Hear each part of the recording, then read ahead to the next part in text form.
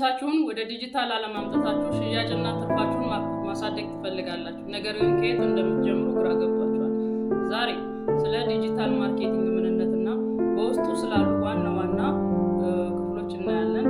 ዲጂታል ማርኬቲንግ ማለት በቀላሉ ኢንተርኔትን፣ ሞባይል ስልኮችን፣ የማህበራዊ ሚዲያ ገጾችን እንደ ቲክቶክ፣ ዩቲዩብ፣ ፌስቡክ ያሉ ፍለጋ አማራጮችን፣ ጉግል እና ኢሜይል መልእክቶችን በመጠቀም ምርትን፣ አገልግሎትን ወይም ብራንድን ለደንበኞች ማስተዋወቅና መሸጥ ማለት ነው።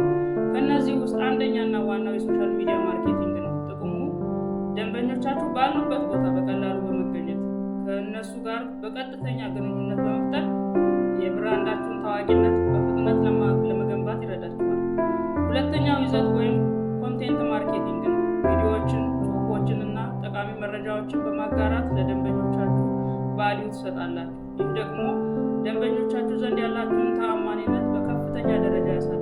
ሶስተኛው ሲኢኦ ወይም ሰርች ኢንጂን ኦፕቲማይዜሽን ነው። ሰዎች እናንተ የምትሸጡትን ዕቃ ወይም አገልግሎት ጎግል ላይ ሲፈልጉ የእናንተ ድረገጽ ወይም ሶሻል ሚዲያ መጀመሪያ ላይ እንዲወጣ የማድረግ ጥበብ ነው። ይሄ ያለምንም ክፍያ የማያቋርጥ ደንበኛ ፍሰት ያመጣላችኋል። አራተኛው ኢሜል ማርኬቲንግ ነው። አዳዲስ ምርቶች ሲኖራችሁ ቅናሾችን ወይም ልዩ መረጃዎችን በቀጥታ ወደ ደንበኛችሁ ኢንቦክስ በመላክ ነባር ደንበኞች መልሶ ለመሳብና የቆየ ግንኙነት ለማጠናከር ፍጹም ፍቱን መንገድ ነው። አምስተኛ የሚከፈልባቸው ማስታወቂያዎች ወይም ፔድ አድስ ናቸው።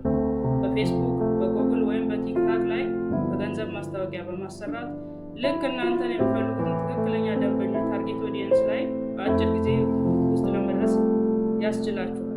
እነዚህን ዋና ዋና የዲጂታል ማርኬቲንግ ክፍሎችን በአንድ ላይ አቀናጅቶ መጠቀም ስኬታማነታችሁን ያረጋግጣል። ስለዚህ ይህ ቪዲዮ ጠቃሚ ሆኖ ካገኛችሁት ሰብስክራይብ፣ ፎሎ፣ ላይክ፣ ሼር አድርጉ።